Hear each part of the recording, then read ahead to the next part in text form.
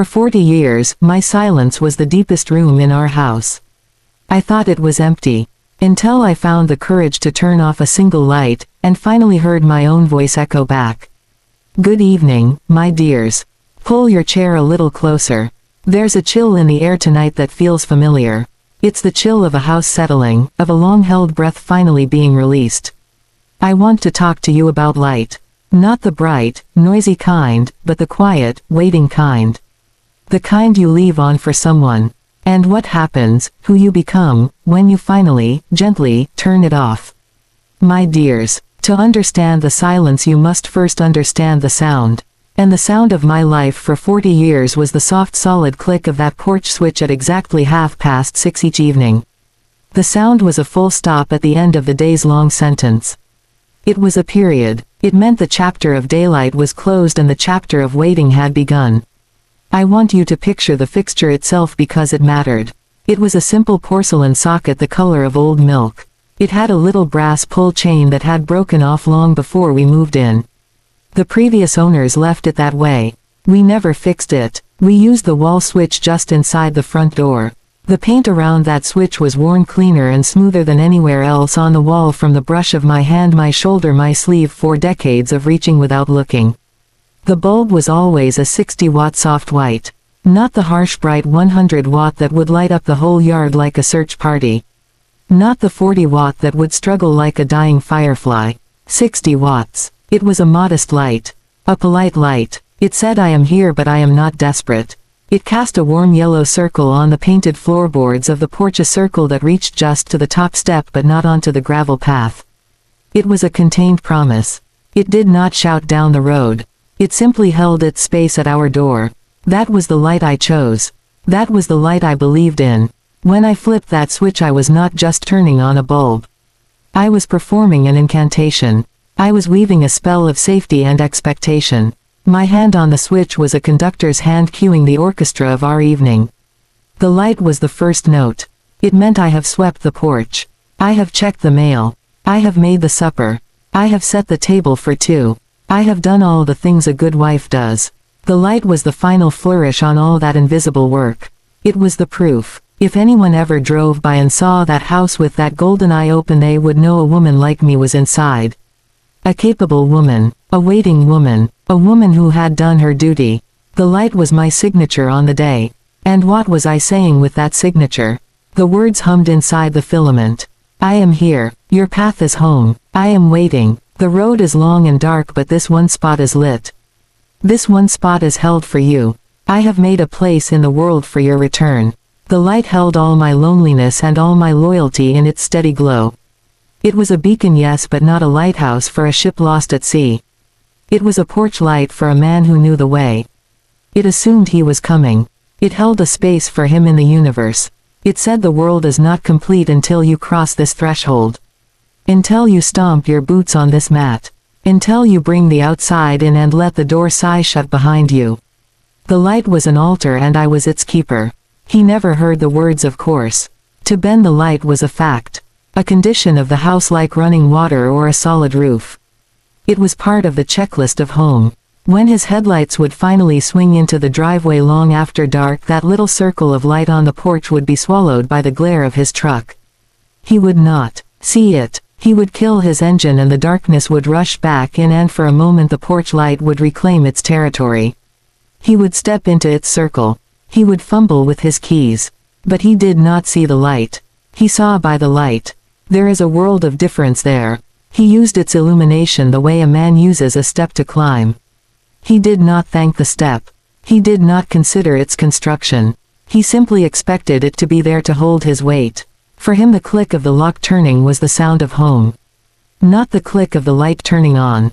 My ritual, my incantation, my careful spell was just background noise to the main event of his arrival. I was the stage manager. I had set the lighting just so. I had set the props, the table, the chair, the plate. And he was the actor walking into the scene. The light was part of the set dressing. It was not a living thing born of my hands and my hope. It was a bulb in a socket. A utility. He would come in, hang his hat, and his eyes might pass over me the same way they passed over the light. Acknowledging presence. Confirming function. Everything is in its place. The light is on. The wife is here. The world is as it should be. I want you to feel the weight of that misunderstanding. It is not a dramatic weight. It does not crash down. It settles. It accumulates like dust on a shelf. Every night for 40 years I spoke a full sentence with my hand on that switch. Every night for 40 years he heard only a click. We lived in the same house but we inhabited different languages. My language was one of symbols and subtle meanings. His was one of facts and functions. The porch light was the translator between us and it failed utterly. It failed because I was the only one listening. There were times I tried to point it out. Early on, young wife things. I'd say looks like a storm is coming, the light will be a comfort tonight. He'd glance out and say better check the truck windows are up. I'd say that bulb seems dimmer these days doesn't it? He'd say just get the stronger kind at the hardware store. I was speaking poetry, he was speaking manual, so I stopped. I let my words live inside the light itself. I let the glow hold all my unspoken thoughts. Good day today, missed you today, worried about mother today, wondered if you were thinking of me today. All of it went into that gentle yellow circle. It became my confessional, my diary written in light on porch boards. The light witnessed everything. It witnessed me standing in the screen door on summer nights listening to the crickets wondering what he was seeing on the road. It witnessed me on winter nights pulling my sweater tight watching my breath make ghosts hoping his truck tires had good tread. It witnessed the night my mother passed and I sat on the porch steps in my robe at 2 in the morning, the light my only company, my only warmth. It witnessed the news of wars and elections and shootings and losses that made the world feel too heavy, all of it absorbed into that quiet constant glow. The light was my steadfast companion. It was more faithful than he was. It never failed to come on when I asked. It never came home smelling of strange perfume. And that is the deepest cut, my dears. The light became my partner in the marriage. It was the one I communicated with. It was the one that held my silence and my sighs. I would look at it through the window and feel a kind of gratitude. Thank you for being there. Thank you for holding this space. Thank you for making this house look like a home from the outside even when the inside felt so empty. The light was my accomplice in creating the fiction. The fiction that everything was all right. The fiction that waiting was a noble profession. The fiction that his return was the sun around which my world revolved. For 40 years I believed the light was for him. A guide, a comfort, a promise. It took me 4 decades to understand the light was always for me. It was the proof I existed. It was the evidence of my care. It was the outward manifestation of an inward vow. I was keeping the light on so I could believe I was still the kind of woman who kept lights on. So I could believe I was patient. I was loyal. I was good. The light was my mirror. And I looked at it every night and saw a good wife staring back. I needed that reflection. I needed that identity. I needed to be the woman by the light. Without the light, who was I? Just a woman in a dark house. Just a woman alone. So when the truth began to drift in on the receipts and the strange scents and the distant smiles, I did not turn the light off. I turned it on with a new kind of desperation. A fierce clinging. Because if I stopped, if I let the porch go dark, then the fiction would shatter and I would have to face the woman in the dark house. I would have to meet her. I would have to learn her name. And I was terrified of her. I had spent 40 years believing she was not enough. Believing her quiet was a flaw.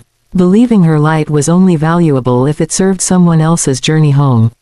The light was never just a light, my darlings. It was my entire universe. It was my purpose, my prayer, my prison. It was the beautiful gentle cage I built around my own heart. And I held the key the whole time. I held it every night in my hand when I reached for that switch. I just didn't know it was a key. I thought it was just another part of the lock. The evidence did not arrive with a slam or a shout. It drifted in. It was a quiet sediment settling at the bottom of my life. It was not a love letter left fluttering on a pillow. It was not a lipstick stain blazing like a warning flag on a collar. Those things would have been a language I knew. A language of confrontation and crisis. A language that demanded a scene. What came to me was something far more subtle and far more cruel. It came in the dialect of mundane things. It whispered in the grammar of receipts and scents and shifts in the air. It was a truth that did not break the door down. It simply slipped through the cracks and sat down at my table, making itself at home. It began with a feeling. A change in atmospheric pressure. You must understand, I knew the weather of that man. I knew his personal climate. I knew the front that moved in when he was tired, a low gray blanket of silence. I knew the high bright pressure of a good run when he might hum a little in the kitchen.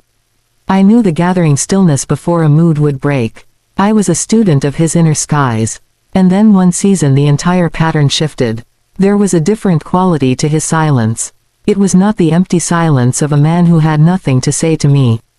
It was the full-charged silence of a man who had too much to say to someone else. He was away from me even when he was in the room. His thoughts were not here. They were rehearsing conversations they would have later with another voice. The first tangible piece was that receipt. The Starlight Diner, Kentucky. 2 Grand Slam breakfasts, 2 coffees, 7:14 in the morning. I held that small slip of thermal paper in the yellow laundry room. The hum of the washing machine was the only sound. The paper was soft from being in his pocket. The edges were curled. I could picture it. The vinyl booth. The smell of grease and maple syrup. 2 plates. 2 cups. The morning light coming through a window. A conversation. A laugh maybe. The ordinary intimacy of sharing the first meal of the day. That was what undid me. Not the idea of a motel room in the dark. But a diner in the morning light. That was the territory of a shared life. That was my territory. And he had taken someone else there. I did not shake. I did not cry. I stood very still. And I felt a strange and terrible clarity, cool and smooth as a stone pulled from a river. This was not a mistake. This was not a fleeting thing. This was a second life. A parallel track. I placed the receipt back into the pocket. I folded the jeans along their old familiar seams. I put them in his drawer. The action was so normal, so routine, it felt like I had buried the evidence inside the ritual itself. I had folded his betrayal into his laundry. And I said nothing. The silence around me deepened from a habit into a sanctuary. Next it was a scent. I was bringing his forgotten lunchbox out to the truck. He was in the shower. The cab held his smell, old coffee diesel leather. And underneath it something new. A perfume. Not a strong department store spray. Something lighter. A scent like vanilla and clean linen. It was on the passenger seat headrest. I leaned in and the smell was there. It was the ghost of a woman leaning her head back, laughing or sleeping as the miles rolled by. My seat. The seat where I had ridden a handful of times over the years. Where I had sat with my hands in my lap looking out at the world he inhabited. That space had been given to another. The air in the cab had held her breath. I closed the truck door. The sound was solid, final. I walked back to the house. The gravel under my feet was so loud. Every crunch was a word. A word I would not say. I placed the lunchbox on the counter. I washed my hands at the sink. I looked at my own face in the window's reflection. I looked for rage, for hurt. I saw only a woman thinking. A woman putting facts together. The scent was not proof of anything a man could deny. He could say a business colleague rode along. He could say it was air freshener. He could say I was imagining things. And he would be right. It was an imagining, but it was my imagining now. And it had the weight of truth. Then there were the phone smiles. He had always been a man who scowled at his phone. He would grunt at news headlines. He would sigh at emails. But now sometimes he would look at it and his face would soften. A small private light would come into his eyes. A corners of the mouth smile not meant for anyone in the room. It was the smile of a man receiving a message he wanted to receive. I knew that smile. I had not seen it aimed at me in years. I saw it from across the kitchen. The glow of the screen on his face in the evening dim. That tiny curve of his lips was a bullet. It did not hit my heart. It hit my understanding. It showed me he was still capable of that smile. The mechanism was not broken. He had just stopped directing it toward me. He began to have new phrases. Little turns of speech that were not his own. He mentioned a restaurant in a city he knew I had never visited. He said, "You know what I mean," in a new way. He laughed at a type of joke he never used to find funny. These were souvenirs, linguistic souvenirs he had brought back from his other world. He was weaving threads from another tapestry into the worn fabric of our life here. He did not even know he was doing it. He was picking up the habits of another intimacy. And each new phrase was a tiny window. I could peer through it and see the shadow of another presence shaping him. The final piece was the time. The careful accounting of hours that did not add up. A run to Cleveland should take 2 days. He would be gone 3. A delay, he said. Traffic. Loading trouble. He would say it while looking just over my shoulder. The old Ben would have given a detailed complaint about the shipper, the weather, the road. This new Ben offered only vague clouds of explanation. And he would be restless to leave again. The road, which had been his burden, now seemed to be his refuge. He would linger less in the in-between space of home. He was a man with a foot on 2 boats, and he was starting to put his weight on the other one. I could feel the shift in balance. The subtle lean away from me. I collected all of this. I did not write it down. I built a room inside myself. A quiet, well-lit room with shelves. And on those shelves I placed each piece of evidence. The receipt here. The memory of the scent there. The phone smile on a high shelf. The new words in a row. The missing hours like empty spaces on a timeline. I did not visit this room with hysterics. I visited it with the calm of a curator. I would stand in the center and look at the collection. It was not an angry display. It was a tragic and beautiful museum of my own awakening. Each item was a key that unlocked a deeper chamber of knowing. And the knowing was this: he was not a villain. He was a lonely man. He was a man who had drifted from his own life and found a raft in someone else's. This was not about me being less. It was about him being lost. The betrayal was not in the other woman. The betrayal was in the 40 years of silence that led him to believe he had to go outside his marriage to be heard. I saw that. In my quiet museum room I saw that with a clarity that was almost merciful. He had not gone looking for passion. He had gone looking for a witness. Someone to see him in a way I had perhaps stopped seeing him. Someone to hear the stories I had perhaps stopped asking to hear. This evidence did not make me hate him. It made me see him. Truly see him. A man aging in a truck. A man whose life was measured in mile markers and motel rooms. A man who came home to a porch light and a warm meal and a wife who was a beautiful familiar painting on the wall. A painting he had stopped really looking at. And in his loneliness he had found another painting. One that felt new. One that asked him questions. One that made him feel like a storyteller again, not just a provider. I understood it. That was the deepest cut of all. I understood the why of it. And in that understanding my anger had nowhere to land. It dissipated like fog. What remained was a profound and aching sadness for both of us. For the life we had built that was so sturdy and so empty. For the words we never said. For the porch light that had become a monument to our mutual loneliness. So I did not gather this evidence for a confrontation. I gathered it for an excavation. I was uncovering the fossil of our real marriage. The one buried beneath the routines and the rituals. And as I brushed away the dust I saw the shape of it. It was not a love story that had ended badly. It was a companionship that had slowly petrified into obligation. The evidence was not proof of his sin. It was proof of our mutual failure. A failure to tend. A failure to reach across the widening space between our 2 chairs. A failure to change the story. And with that knowledge a strange peace came over me. The waiting was over. The mystery was solved. The question that had hummed under the surface of my life for years had been answered.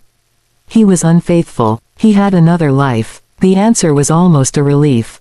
It was a solid thing to stand on. Now I knew the terrain. Now I could make a map. Now I could decide where I wanted to walk. The evidence did not destroy my marriage. It simply showed me that the marriage I thought I was in had already been gone for a very long time. I had just been keeping the light on for its ghost. The ritual became my cage. That is the truth I can speak now sitting here in this different light. It is the hardest truth because it asks me to look at my own hands to see the ways I locked the door from the inside. You must understand the turning on of the light was not just something I did. It was something I was. It was the spine of my day, the final vertebra that clicked into place and made me stand upright as a wife. Without that motion, who was I? A woman who ate supper alone at 6. A woman who went to bed in a silent house without listening for tires on gravel.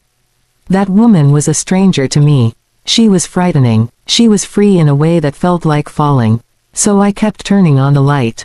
The knowledge settled inside me, a cold smooth stone in my belly. I carried it. It was my secret companion. And every evening as the sun bled out behind the old maple tree I would feel the weight of it. I would walk to the door. My hand would reach for the switch. And in that moment there was a war so quiet it made no sound at all. One part of me, the new part with the stone inside, screamed to stop. To leave the porch in darkness. To let the night have its way. To see what would happen. The other part of me, the part that had been practicing this gesture for 40 years, moved with a will of its own. My fingers found the worn spot on the wall. I pressed. Click. The light would flood the porch. And in that yellow light I would feel a sickness, a deep spiritual nausea. I was participating in a lie. I was maintaining the set for a play whose audience had left. I was speaking lines to an empty house. Yet to stop would be to make the emptiness official. As long as the light went on, the story of us continued. The character of May, the faithful wife, could keep breathing. If I stopped she would die. And I did not know if I could survive her death. So the ritual became my performance. I was no longer a wife keeping a light. I was an actress playing the part of a wife keeping a light. I watched my own hand move. I heard the click as if from a distance. I saw the light come on and I felt nothing. No warmth. No promise. Only the hollow satisfaction of a task completed. A checkbox ticked. I was tending a ghost. The ghost of my marriage. The ghost of the man I thought he was. The ghost of the woman I used to be. The light was a seance. I was trying to call something back from the dead. And every night nothing answered but the moths beating their dusty wings against the bulb. I began to see the whole house as a museum. Everything in it was an exhibit in the story of us. The sofa where we sat not touching. The table where we passed the salt without speaking. The bed with the canyon of sheets between us. And the porch light was the grandest exhibit of all. The central artifact. The thing that proved this had been a living, breathing marriage.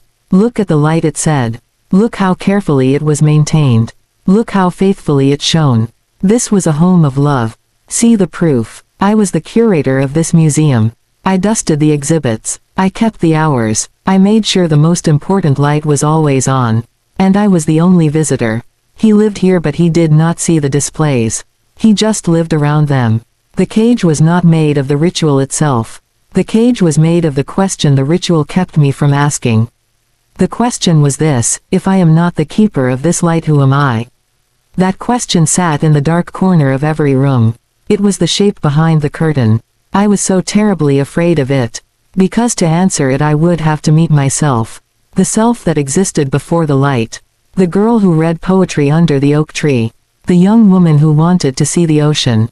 The person with thoughts that did not orbit around a man's coming and going. I had lost her. I had given her away piece by piece over 40 years in exchange for the safety of the ritual. The light was the receipt for that transaction. And as long as I kept turning it on I did not have to admit how much I had spent. There was a terrible comfort in the cage. The bars were familiar. I knew their strength. I knew exactly how far I could move before I met resistance. The routine was a lullaby. Get up, make coffee, clean, plan supper, wait, turn on the light, wait some more. The waiting was a purpose. It filled the hours. It gave a shape to the emptiness. Without the ritual of the light the waiting would have no frame. It would just be emptiness. A vast and howling emptiness. I was not ready for that. I chose the cage over the void. And he of course was the other keeper of the cage. His expectation was the lock. He never thanked me for the light. But he would have noticed its absence. Not with worry perhaps but with annoyance. A problem. A broken thing. Something to fix. His expectation was a silent pressure. A gravity that held me in orbit around him. As long as he expected the light to be on, my purpose was clear. To defy that expectation would be to break the gravitational pull. To send myself spinning out into a space where his needs did not dictate my motion. That was a terrifying freedom. To be a woman unmoored from a man's expectation. What did such a woman do with her evenings? I genuinely did not know. So I lit the light. I lit it with a kind of grim defiance. A stubbornness. I will do this thing even though I know what I know. I will do it until I understand why I am doing it. The ritual became my laboratory. Each night was an experiment. What do I feel tonight when I flip this switch? Resentment. Yes. A deep sour resentment that tasted like metal in my mouth. Sadness. A flooding wave of it for the young bride who first turned on this light with a heart full of butterflies. Numbness. Most nights. A flatline nothingness. The click was the sound of a door closing not on the night but on my own heart. I was preserving something, but it was not my marriage. I was preserving the illusion of my own innocence. As long as I performed the ritual I could tell myself I was the good one. The faithful one. The one who kept her vows. I could look at my reflection in the dark window as I turned on the light and see a martyr, a saint of domesticity. She was noble in her suffering. She was strong in her silence. That woman was easier to live with than the woman who might emerge if the ritual stopped. The woman who was angry. The woman who was done. The woman who had allowed this to happen for 40 years. The ritual protected me from her. It kept her safely tucked away in the future. The cage had a door, of course. The door was a simple decision. Do not walk to the door. Do not lift your hand. Let the night come. Let the porch be dark. But that door was so heavy. It was heavy with 40 years of momentum. It was heavy with fear of what lay beyond it. It was heavy with the potential to hurt him. And even after everything, a part of me still wanted to spare him that hurt. A part of me still operated on the old software of wifely protection. Do not disturb the man. Keep the peace. Maintain the environment. Even if the environment is a cage for your own soul. The most insidious part of the cage was that it felt like love. The daily repetition, the faithful service, the unwavering expectation, these felt like the pillars of love. I had confused motion for emotion. I had confused ritual for feeling. I thought because I did the things a loving wife does that I was living a loving life. The light was the ultimate symbol of that confusion. It was an action devoid of its original heart. A lighthouse with no keeper, just an automated bulb blinking on and off at the appointed hour. I was that lighthouse. And my light was reaching out to a sea where his ship no longer sailed. The breaking of the cage did not come from a dramatic revolt. It did not come from me smashing the bulb or ripping the switch from the wall. It came from a slow internal erosion. The stone of knowledge inside me was water. It dripped and dripped, wearing away at the foundation of the ritual. Every night the click sounded a little more hollow. Every night the light looked a little more false. The cage was becoming visible to me bar by bar. And once I could see the bars, I could no longer pretend I was in a room. I was in a confinement of my own making. And a confinement you built yourself is the hardest kind to leave, because you must first admit you were the architect. The ritual became the cage. And I became the bird that stopped singing because it forgot the song was for itself and not for the keeper who never listened. I had to learn a new music. A music that started not with a click but with a silence. The silence of a hand resting in a lap. The silence of a woman not moving toward a door. The silence of a porch swallowed by the generous forgiving dark. But before I could learn that silence, I had to sit in the noise of the ritual for a while longer. I had to hear its emptiness until I could not bear the sound for one more night. I had to turn the key in the lock until my own wrist ached from the turning. Only then would I be ready to drop the key. And listen for the first time to the sound of it hitting the floor. It happened on a Wednesday. There was no thunder, no crisis, no final tearful discovery in a jacket pocket. The sky was the color of pale dishwater and the air held the quiet smell of cut grass from down the street. It was an ordinary day, which is how the most important days often come. They slip in sideways when you are not looking for them. I had been to the library that afternoon. A small rebellion. I had chosen a novel by an author I did not know, a book with a blue cover and a title that meant nothing to me. It was not for improvement. It was not a book club selection. It was a book chosen purely for the sound of its first sentence, which I had read standing between the stacks. A sentence about the light on the sea in a country I would never visit. I took it home. I made a pot of tea, not coffee, because he did not like tea and the pot was mine alone. I settled into my reading chair, the one by the front window. The chair whose cushions had shaped themselves to my body over 20 years of waiting. The afternoon light was leaving. It was that golden hour, as they call it. The sun was low and lazy, and it came through the window at a perfect angle. It fell across the open pages of my book in a warm rectangle. It was so bright I had to shift the book a little to see the words. The light was not just illumination. It was a presence. It had weight and texture. It made the dust motes above me dance like tiny excited stars. It warmed the back of my hand holding the book. I fell into the story and I fell into that patch of light. The two became the same thing. A warmth, a transport, a private country where I was the only citizen. I read until my neck grew stiff. When I finally looked up, the quality of the light had changed. The gold was draining away, leaving a cool blue silence in its wake. The rectangle on my lap had shrunk to a narrow stripe and then to nothing. The words on the page grew harder to read. And I felt it. A pang. A physical sense of loss deep in my chest. It was a clean, sharp feeling. It was not for him. It was not for any person. It was for that beautiful, specific fading light. My light. The light that had held me for an hour in its gentle, focused embrace. I was grieving its departure. That is when I moved. Not toward the front door. Not toward the porch switch. I stood up from my chair. My body made the decision before my mind could interfere. I put the book down carefully, my place held by a memory. I went to the hall closet and I put on my light spring coat. I picked up my purse. I walked out of the house, leaving the door unlocked. I got into my car. I did not have a destination. But my hands on the wheel knew the way. They turned toward downtown, toward the little antique store I had passed 1,000 times on my way to the grocery store. The one with the cluttered window and the faded sign. I had never gone in. I had always thought, what would I do with an antique? Our house was full of solid new things bought for utility. But that day I parked right in front. I turned off the engine. I sat for a moment looking at the window full of mismatched china and old lamps and a dusty brass birdcage. The bell above the door tinkled a thin, sweet sound. The air inside smelled of old wood and lemon oil and thyme.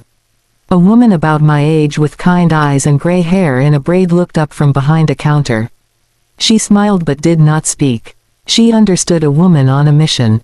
I walked past tables of glassware, past shelves of books. I went straight to the back where the light was dimmer. And there it was, in a corner, sitting on a wobbly oak table as if waiting for me. A lamp. A Tiffany-style lamp. It was ridiculous. It was beautiful. It was everything my porch light was not.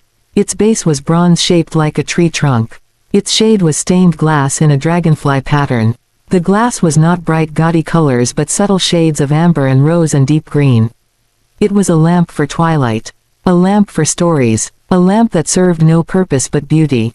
It cost $125. I did not hesitate. I did not ask if it worked. I walked to the counter and laid my credit card down. The woman nodded. She wrapped it with great care in sheets of newsprint and then in bubble wrap. She placed it in a sturdy box. It is a wise choice, she said softly. It gives a kind light. Yes, I said. That is what I need. A kind light. I drove home with the box on the passenger seat. It felt like I was bringing home a living thing, a shy creature I had rescued. The house was still empty. The blue dark was deepening. I brought the box inside. I did not turn on the overhead lights. I carried it to my reading chair. I unwrapped it there on the rug. The newsprint rustled. The bubble wrap popped. And then there it was. The dragonflies emerged from the paper, glowing faintly in the dusk from the window. I plugged it into the outlet behind my chair. My hand hovered over the little chain switch with its mother-of-pearl pull. This was the moment. This was the pivot upon which my entire life turned. Not a confrontation. Not a declaration. A choice between two switches. The one by the door worn smooth by obligation. The one on this lamp cool and new and mine. I pulled the chain. Click. It was a different sound. Softer. More final. And the light it made. It did not flood. It pooled. It spilled in a warm honey-colored circle around my chair. It painted the walls with soft patterns of amber and rose. It lit my book, my hands, my lap. It did not reach the front door. It did not touch the porch. It created a room within the room. A sanctuary. It was a light for reading. A light for thinking. A light for being. A light that had no message for anyone outside of myself. It asked for nothing. It promised nothing. It simply was. Beautiful and useless and entirely for me. I sat down in my chair inside that circle of light. I picked up my book. And I read. As the world outside turned to black velvet, I remained in my warm, glowing pool. I did not think about the time. I did not listen for a truck. I read until my eyes grew tired. I simply sat and existed within the kind light. And then I heard it. The low grumble of a diesel engine turning into the driveway. The sweep of headlights across the ceiling, a familiar moving stripe. The engine cut. A door slammed. Boots on the gravel. Then a pause. A long silent pause on the walk. He was standing there, in the dark, looking at the dark porch. The expected signal was absent. The path was not lit. The welcome was not extended. I heard his key in the lock. The door opened. He stood on the threshold, backlit by the dim security light from the garage. He was a silhouette. He looked out at the dark porch again, confused. Then he turned and his eyes adjusted to the interior dark and found me. Sitting in my island of colored light. A scene he had never witnessed. Me illuminated not by the practical overhead light but by this strange beautiful source. Me not waiting by the door, not rising to greet him but sitting still enclosed in my own luminous world. He blinked. May. I marked my page with a finger. I looked up. The kind light was on my face. I could feel its warmth. Yes, Ben. Is the bulb out? He asked. His voice was the same pragmatic instrument. A problem identified. A solution to be proposed. A trip to the hardware store tomorrow. And that is when I said it. The words came from a place of such profound calm I hardly recognized my own voice. It was clear and soft and carried no edge. It was a simple statement of fact. No, Ben. I just decided I prefer the light inside. He stood there. His face in the shadowed doorway was a landscape of confusion. He did not understand. The sentence was in English but the meaning was in a language he had never learned. Prefer. The light inside. These were concepts that did not compute. The porch light was a fixture of home like the roof. It was not a matter of preference. It was a matter of function. His world was built on function. Oh, he said finally. The word was a placeholder for all the understanding he did not have. Okay. He took off his boots with his usual thumps. He walked past my circle of light toward the kitchen. I heard the refrigerator door open. The ritual for him was still intact.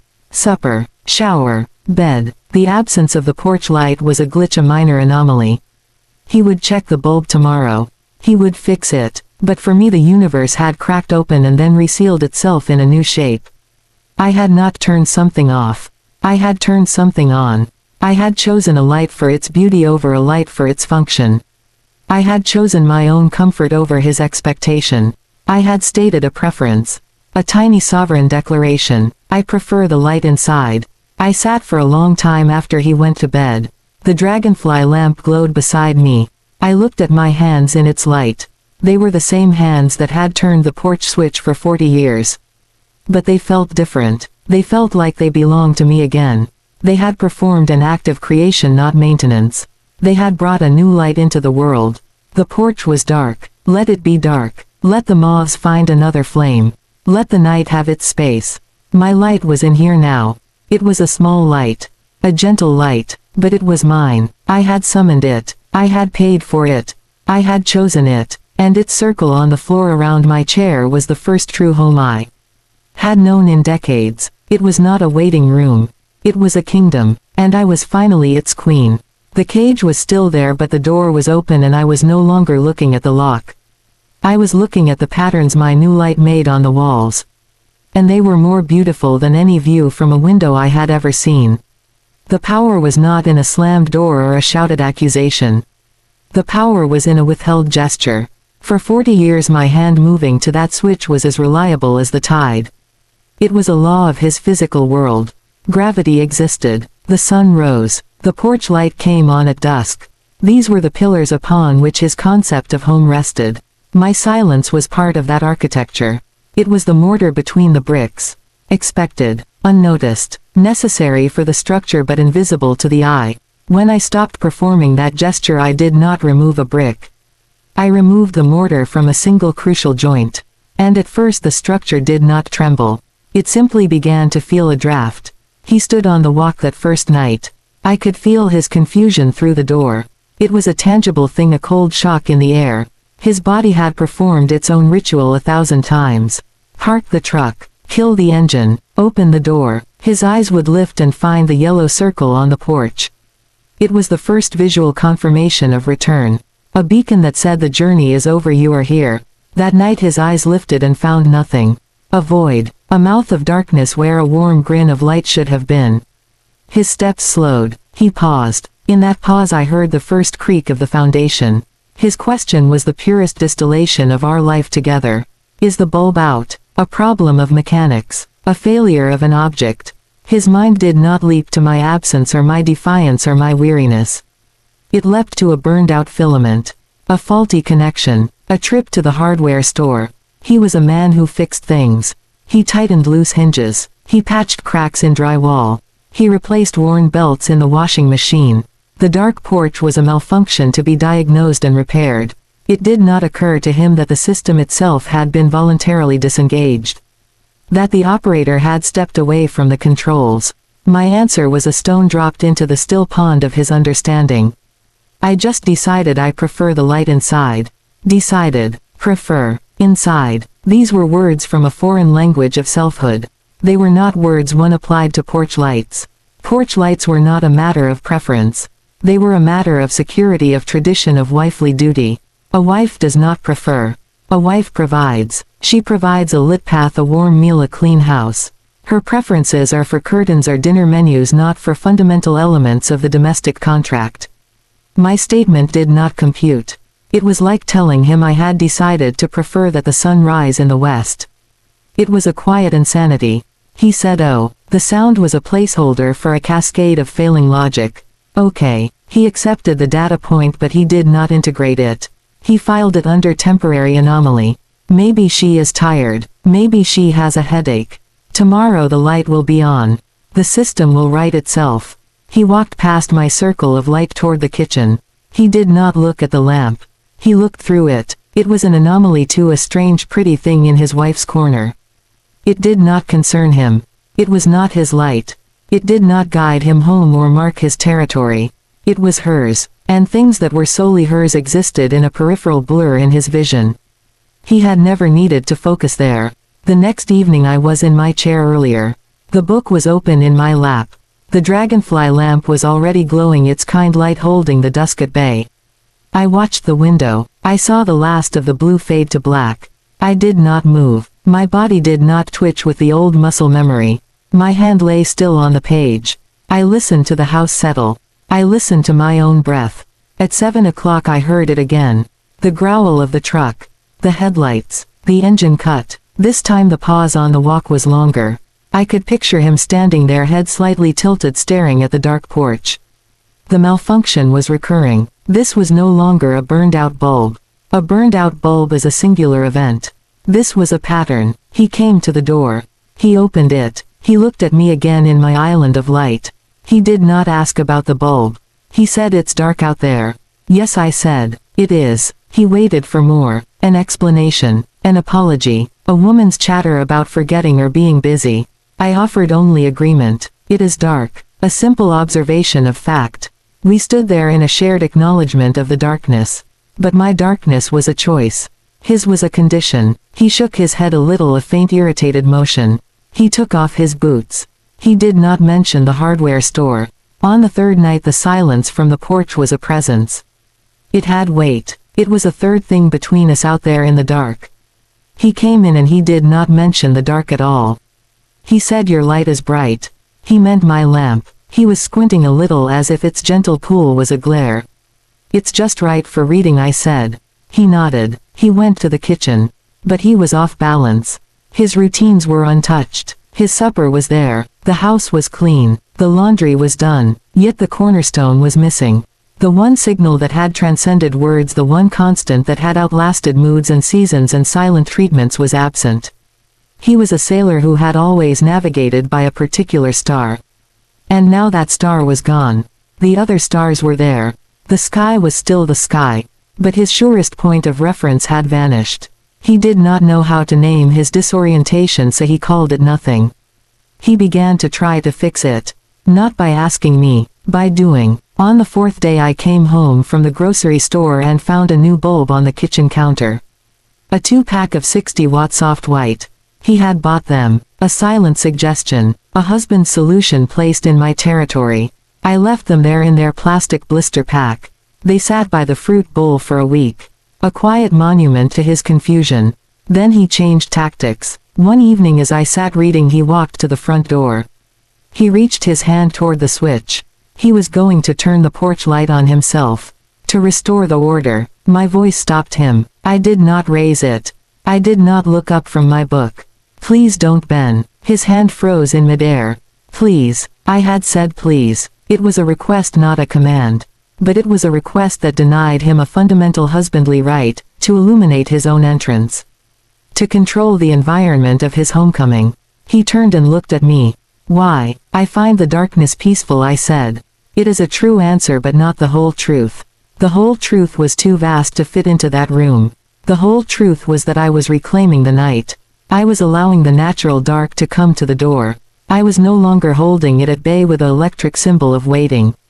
The darkness was peaceful. It was honest. He dropped his hand. He said nothing. But that was the night I felt the shift.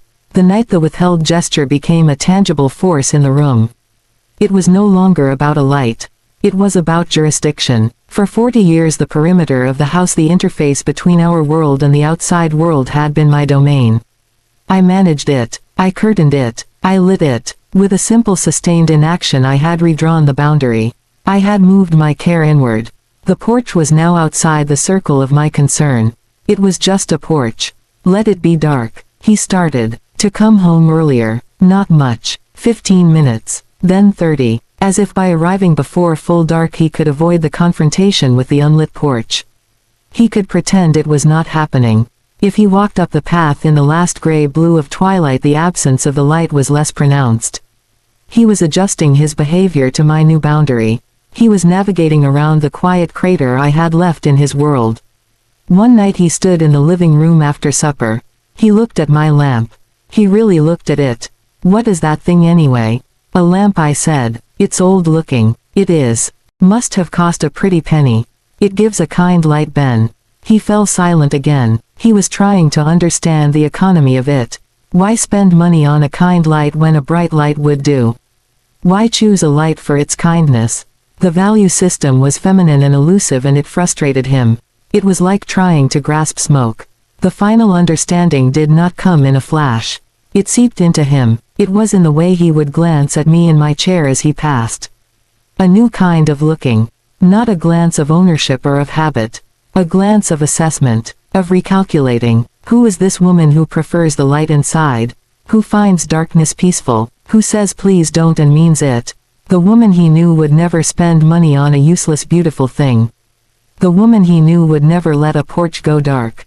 The woman he knew was defined by her provision, not by her preference. The withheld gesture made me visible. For 40 years my action, the turning on of the light, had been the visible thing. It was the performance of wifehood. Now my inaction was the visible thing. And the inaction pointed back to a person. A person who had made a choice. A person with an interior life that could dictate the exterior environment. He had to see me now because the reliable background element had changed. The scenery had shifted and the stage manager was suddenly standing in the middle of the stage, not moving. And her stillness was the most powerful action he had ever witnessed. He noticed. Oh, he noticed. He noticed the new silence that was not just an absence of noise but an absence of a specific frequency, the low hum of wifely expectation he had tuned out long ago. He noticed the quality of the air around my chair, which was now different from the air in the rest of the house. It was charged with a quiet sovereignty. He noticed that I was no longer waiting. I was being, and my being had a center that was not him. The power of the withheld gesture was that it could not be argued with. There was no fight to have. No accusation to deny. No tearful scene to manage. There was only a dark porch and a woman sitting calmly in a pool of amber light. A woman at peace with her decision. A woman who had simply stopped. And in that stopping she had started everything. What he noticed when he finally looked was not the new lamp. Not really. The lamp was just an object, a pretty thing. What he noticed was the absence of his own light. For 40 years the porch light had been a mirror. It reflected his centrality. It said, a home waits for you. A woman waits for you. The world holds its breath for your return. When that light vanished, the mirror went dark.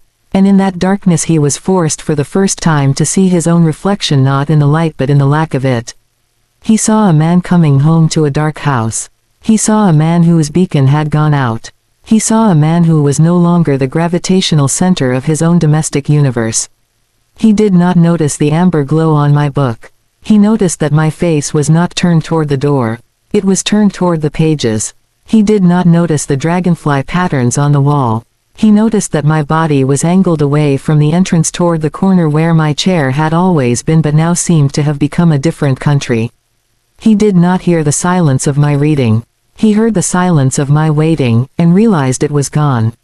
The specific silence of held breath, of suspended animation, of a life on pause until the key turned in the lock. That silence had evaporated. A new silence had taken its place. A full ripe silence. A silence of absorption, not of anticipation. And that silence excluded him utterly. He began to see the shape of what had been providing the light. For decades the light had just been a condition of home, like hot water. Its source was irrelevant. It came from the house, from the electricity, from the simple fact of being married. Now with it gone he had to trace the wiring back to its origin. And the wiring led straight to my hand. To my daily decision. To my faithful repetitive gesture of care. He had to see the provider because the provision had ceased. He had to see the giver because the gift had been withdrawn. And in seeing the giver he saw for the first time that she was a separate person with a will. A will that could choose to stop giving. He noticed my calm. That was the most disorienting thing. If I had been angry, if I had been crying, if I had been passive-aggressive in my darkness, he would have known how to navigate it. Anger was a storm you waited out. Tears were a problem you fixed with flowers or an apology. Passive aggression was a game you ignored. But calm, this deep, settled, unshakable calm. It was a climate he had no map for. It was not a reaction to him. It was a state of being that existed independently of him. My calm told him this was not about him. This was about me, and that was the most terrifying realization of all. That my inner world could change so fundamentally without his actions being the cause. That I had a room inside myself where I lived and made decisions and he was not present there. He noticed my peace. The peace of a woman who has solved a long and troubling equation. The peace of a decision finally made. There was no tension in my shoulders as I read. No nervous glance at the clock. No listening for his engine. My peace was a finished thing. A completed work. He would walk into it like walking into a wall of still water.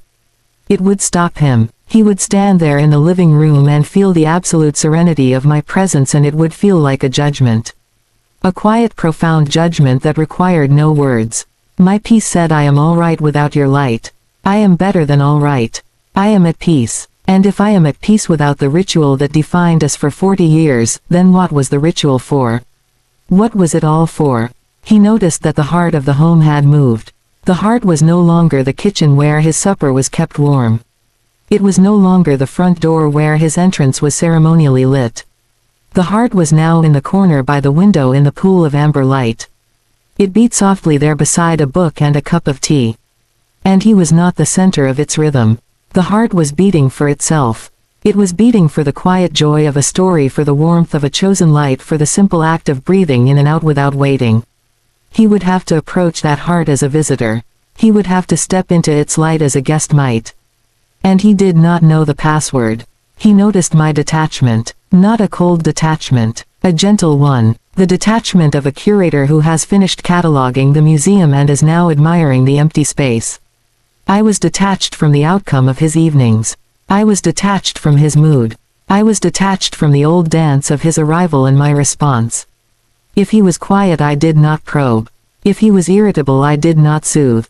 If he tried to start a conversation about the news, I would listen politely and then return to my book.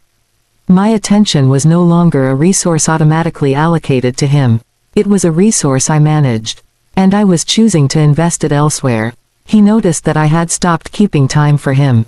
My schedule was no longer built around the arc of his departures and returns. I ate when I was hungry. I went to bed when I was tired. I read until my eyes were heavy, not until I heard his truck. The rhythm of the house was now set by my internal clock, not by the rumble of diesel engine. The house had become an expression of my presence, not a waiting room for his. And he was living in my house.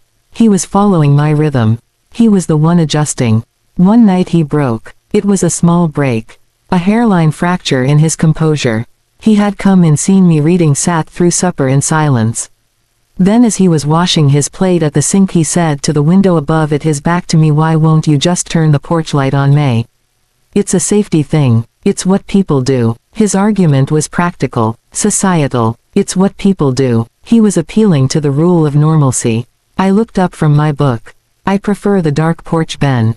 It feels more private." "Privacy," he said, turning around. His hands were wet. "Who's looking at our porch?" "Maybe I am," I said quietly. "Maybe I'm tired of looking at a lit-up porch. Maybe I like seeing the stars from the window without the glare." "Stars." He said the word as if it were a foreign concept. He looked at me, truly looked at me. My face was calm. I was serious. I was talking about stars and privacy and glare. I was talking about my aesthetic preference for the natural night. This was so far outside the realm of marital conflict he knew that he was disarmed. "How do you argue with a woman about stars?" He dried his hands slowly. "You're different," he said. Not an accusation. An observation delivered with a note of scientific puzzlement.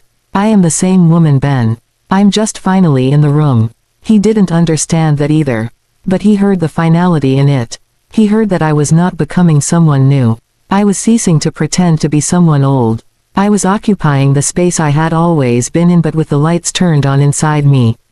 And my internal light was casting a different shadow. What he noticed in the end was the totality of my withdrawal. Not a withdrawal of service. The meals still appeared. The house was still clean. It was a withdrawal of psychic energy. Of wifely focus. The beam of my attention that had followed him for decades like a spotlight had been switched off. And he was left standing in the ordinary light of day, just a man in a house with a woman who was no longer orbiting him. He was just himself, without a porch light to announce his importance. Without a wife's anxiety to mirror his centrality. Without a ritual to confirm his place. He had to face himself in that plain light. And the man he saw was a stranger. A man who had driven 1,000,000 miles. A man who had a wife who was a gentle, quiet mystery. A man who had perhaps missed the point of his own life. He noticed regret. Not a sharp, sudden regret, but a slow rising tide of it. It was in the way he would sometimes look at me from across the room with a puzzled, almost wistful expression. It was in the way he stopped talking about the road so much. As if his stories required an eager audience and he now sensed he had lost his last one. It was in the new quiet that surrounded him, a quiet that was not peaceful like mine but hollow like an empty silo. He noticed that he had lost me. And the terrible, the exquisite truth was that he had lost me long before I turned off the porch light. He had lost me over 10,000 silent dinners, over 1,000,000 unmade gestures of connection. The porch light was just the final echo of that loss fading into the dark. What he was noticing now was the echo. And the silence that came after it. A silence so complete, so full of my unspoken life that it hummed in the air between us. A silence that was finally and forever mine. So that is the story of the light, my darlings.